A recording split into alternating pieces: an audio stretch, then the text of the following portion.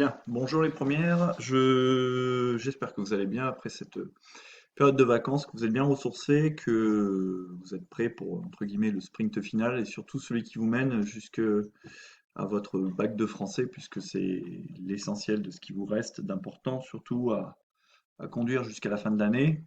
On verra dans quelles conditions ça pourra se passer. En tout cas, moi, ce que je vous propose aujourd'hui, c'est la correction du PPO que vous deviez faire sur la loi de séparation des églises et d'État, que vous deviez faire dans votre manuel, à l'aide des pages 186-187. Donc, vous deviez faire l'itinéraire 1, à savoir donc 6 questions, à l'aide des documents sur cette double page. Donc, la première question, vous demandez à l'aide du document 1 de répondre à la consigne suivante. Quelles sont les divisions internes des Républicains en préparant cette loi, donc la loi de séparation des Églises et de l'État?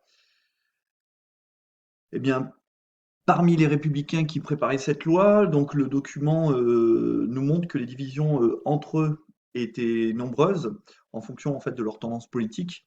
Par exemple, on voit que certains, comme le socialiste Maurice Allard, veulent une loi beaucoup plus sévère contre l'Église et ils considèrent le texte comme bien trop libéral et plutôt favorable envers celle-ci, alors que les socialistes comme Maurice Allard, depuis des dizaines d'années, combattent l'Église catholique, la considérant comme un danger politique, puisque l'Église catholique a plutôt tendance à soutenir les partis anti-républicains et notamment les partis royalistes, que ce soit les partis légitimistes ou orléanistes ou bonapartistes.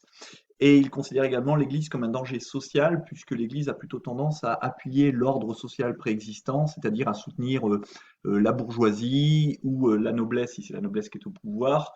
On va dire que l'Église a plutôt tendance à être du côté des puissants.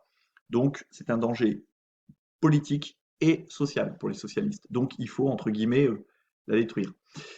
D'autres, comme le rapporteur de la loi, qui s'appelle Aristide Briand, s'insurgent contre les députés socialistes, justement comme Maurice Allard, et tous ceux qui défendent des visions trop extrêmes de la loi, et il leur reproche notamment de vouloir tout simplement finalement supprimer l'Église. Donc Briand, lui, défend plutôt la liberté de conscience qui découle de la liberté d'expression, hein. Vous savez, en France, on a le droit de s'exprimer librement, on a le droit de penser ce que l'on veut. Donc cette liberté d'expression, notamment en matière de sentiments religieux, doit être donc protégée. Donc Briand souhaite donc proposer un projet de loi de compromis qui ménage à la fois l'Église et les croyants, en garantissant autour de la séparation des Églises euh, et de l'État la liberté de conscience des Français. Donc il souhaite garantir autant la séparation des Églises de l'État que cette liberté de conscience. Donc il faut concilier ces deux points de vue. Bien, voilà pour ce qui est de la question 1. La question 2, vous demandez de vous servir des documents 4A et 4B et d'indiquer par contre les divisions internes, ce coup-ci des catholiques. On a vu les divisions internes des républicains, là maintenant les divisions internes des catholiques, après le vote de cette loi, donc après le 9 décembre 1905, du moins après, son, son- après que le décret d'application soit voté par le président Loubet. Donc, on voit que les catholiques sont également très divisés après le vote de cette loi. Alors, vous avez d'une part, ce qui est le 4A, la condamnation du pape Pie X. Donc lui, le pape, il condamne évidemment très fermement cette loi dans son encyclique. Donc une encyclique, c'est une lettre hein, publiée par le pape. Son encyclique date du 11 février et elle s'intitule, c'est l'encyclique Vehem Mater Nos, Vehem Mater Nos donc qui signifie notre passion. Généralement, donc les encycliques sont écrites en latin et leur nom est tiré des deux premiers mots de cette encyclique. Donc ça peut être traduit par littéralement notre passion. Donc cette encyclique, dans cette encyclique, pardon, le pape juge que cette loi est une injure à l'Église catholique, dont lui, il est le chef, et c'est aussi une injure à Dieu, et particulièrement son article premier qui affirme que l'État ne reconnaît aucun culte, alors que jusqu'à présent, eh bien, en France, le catholicisme était la religion officielle, la France avait une religion d'État, et la France d'ailleurs était considérée dans la chrétienté catholique comme la fille aînée de l'Église. Sous-entendu, un peu sa préférée, la fille préférée de l'Église, le le pays emblématique de la religion catholique. Alors que là, ben, justement, il s'éloignait de la religion catholique. En revanche, ce qu'on voit avec le 4 petit b, il y a 23 évêques catholiques qui, eux, sont plus libéraux. Et évidemment, ils s'alignent sur la position de Pie X, puisque c'est leur chef, et qu'il y a une forte hiérarchie dans l'Église catholique. Ils condamnent évidemment cette loi comme leur chef, mais ils jugent, eux, qu'il faudrait profiter de la possibilité qu'offre cette loi en termes de liberté de croyance et de culte pour organiser la pratique du culte. Et aussi, ils associent deux choses, la patrie et la religion. Sous-entendu, on peut être patriote français et fervent catholique. Et au nom de cette association entre la patrie et la religion, il faut essayer de tenir compte des libertés qu'offre cette loi pour organiser le culte. Il juge donc que cette loi n'est pas si rétrograde qu'elle peut en avoir l'air chez d'autres catholiques. Ensuite, donc la question 3, on vous demandait à l'aide des documents 1 et 2 de répondre à la consigne suivante. Les idées d'Aristide Briand se retrouvent-elles dans cette loi? Justifiez votre réponse. Donc, comme on l'a vu dans la question 1, Briand, il défend la liberté de conscience qui découle de la liberté d'expression en matière de sentiments religieux, et il souhaite proposer un projet de loi qui ménage à la fois l'État et les croyants en garantissant autant la séparation des églises de l'État que la liberté de conscience. Et ce qu'on peut voir, c'est que dans l'article 1er de la loi, donc dans le document 2, il est affirmé d'entrée la liberté de conscience et le libre exercice des cultes chers au rapporteur. Donc on voit bien que les idées de Briand se retrouvent dans cet article. De même, dans l'article 2, toujours de la loi, il est affirmé que la République ne reconnaît, ne salarie ni ne subventionne aucun culte. L'État, donc, est bien ici séparé de la religion, puisqu'il n'y a donc plus de religion officielle comme auparavant. Enfin, et toujours dans un objectif libéral, puisque c'est un peu le ton de la loi que souhaite Aristide Briand, et dans un objectif de liberté de culte, dans l'article 3 de cette loi sont organisés et prévus des inventaires des églises, afin d'assurer la dévolution, c'est-à-dire le devenir, la distribution, si vous voulez, dans leur intégralité de leurs biens à des associations dites cultuelles, qui vont donc être chargées d'organiser la gestion des églises. Et donc ces inventaires avaient plutôt un but de protéger les biens des églises pour faire en sorte que ces biens, ben, vu que les églises appartenaient à l'État, que ces biens ne disparaissent pas, entre guillemets, entre les mains de personnes mal intentionnées. Donc Briand souhaite assurer la dévolution des biens de ces églises à des associations cultuelles. Et pour cela, il faudrait qu'il y ait un inventaire qui soit mené par un agent de l'État et donc il doit inventorier tout ce qui est présent dans l'église, donc les bancs, les chaises, les tableaux, les statues, etc. Et on va voir que ces inventaires seront l'occasion de vives résistances de la part du clergé. Question 4. Décrivez et analysez la caricature. Donc la caricature, elle est ici, hein, en haut du document. Donc cette caricature, on voit que sont présents trois personnages. Au centre, on trouve le rapporteur de la loi, Aristide Briand.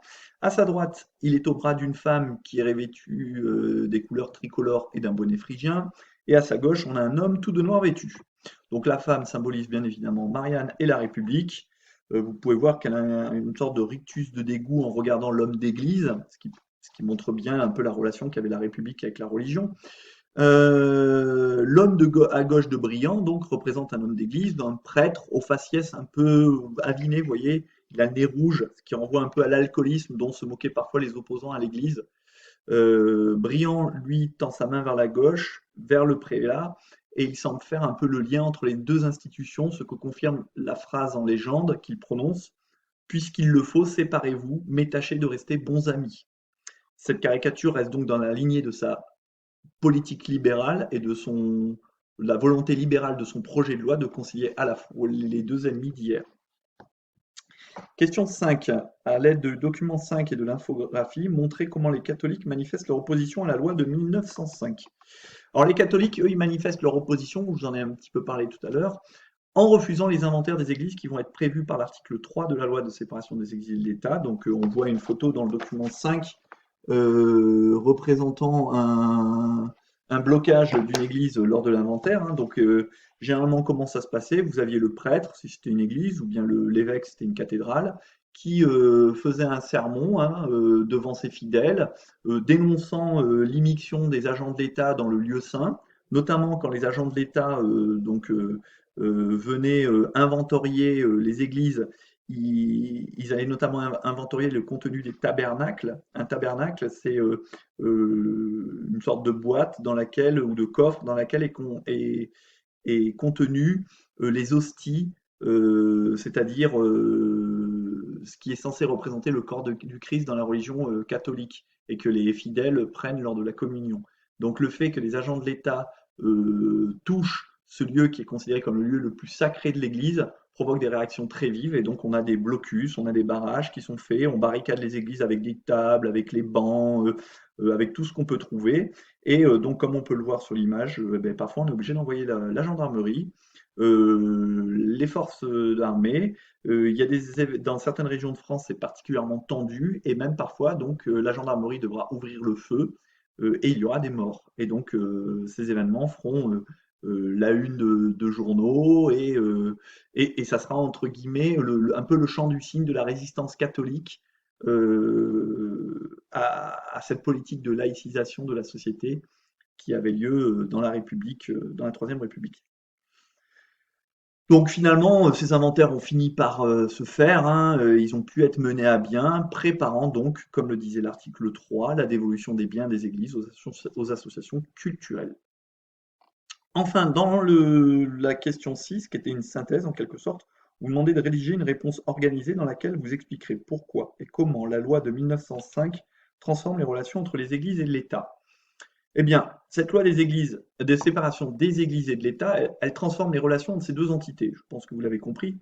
Jusqu'à présent, l'État français, bien qu'il était en voie de laïcisation, hein, depuis en gros 1879, et puis les lois Ferry de 1881-82, vous savez, celles qui rendent l'école laïque, la politique ensuite anticléricale qui a été menée par celui qu'on a appelé le petit père Combes, qui était le président du Conseil de 1902 à 1905 et qui a une politique très anticléricale, c'est-à-dire contre l'Église, contre l'immixtion de l'Église dans la société, notamment avec l'interdiction des congrégations religieuses en 1904 qui vont être chassées du territoire français. Mais la France reconnaissait jusqu'à 1905 encore l'Église catholique comme religion officielle. Conséquence de cela, l'État, entre autres, payait le traitement des ecclésiastiques, assurait l'entretien des édifices religieux. Dorénavant, avec cette loi du 9 décembre 1905, les églises, car si on dit la séparation des églises et de l'État, c'est qu'il y avait plusieurs églises, notamment plusieurs églises protestantes, et le judaïsme, évidemment. Alors à l'époque, l'islam était quasi inexistant en France, donc il n'est pas vraiment concerné à l'époque par cette loi. On vit surtout les protestants, les juifs et les catholiques. Donc les églises sont séparées de l'État, qui n'a donc qui n'est donc plus religion, le catholicisme n'est donc plus n'est donc plus pardon la religion officielle, et l'État n'a plus de religion officielle, il est neutre. L'État ne salarie plus aucun culte, ni n'assure l'entretien des édifices religieux. L'État, pour autant, n'interdit pas la liberté de culte, qui est une conséquence des libertés de conscience et d'expression. Il adopte juste une position de neutralité vis-à-vis de toutes les religions. Je dis bien toutes les religions, ce qui ne fait pas aux catholiques, puisque là, je vous dis, on parle de 3 religions. Bien qu'il y ait eu de nombreuses résistances à cette loi, comme le montre la difficile mise en place des inventaires des églises en 1906, les catholiques vont finir par accepter cette loi et les tensions vont finir par s'apaiser vers la fin des années 1920. Cette loi, qui est une loi de compromis entre l'État et les églises, qui a été défendue envers et contre tout par son rapporteur Aristide Briand, est emblématique de la laïcité à la française et reste, malgré des remises en question, toujours en vigueur 115 ans plus tard, puisqu'elle a été votée donc en 1905. Nous sommes en 2020 et cette loi est toujours d'actualité. Alors pour la petite histoire, elle n'a pas été appliquée, elle n'est toujours pas appliquée en Alsace et en Moselle, puisqu'en 1905, l'Alsace et la Moselle étaient allemandes depuis la victoire de la Prusse contre l'Allemagne en 1870-71. Et donc, quand elles sont redevenues françaises en 1918, puis en 1944-45, eh bien, on n'a pas modifié la loi en vigueur, ce qui fait que les curés, les imams, les rabbins dans ces régions-là sont toujours salariés par le gouvernement. Ce sont donc des fonctionnaires. Voilà, je vous mets la correction évidemment aussi par écrit, ce qui fait que vous aurez à la fois la vidéo et la correction écrite. Voilà, je vous souhaite une bonne écoute et une bonne journée. Au revoir.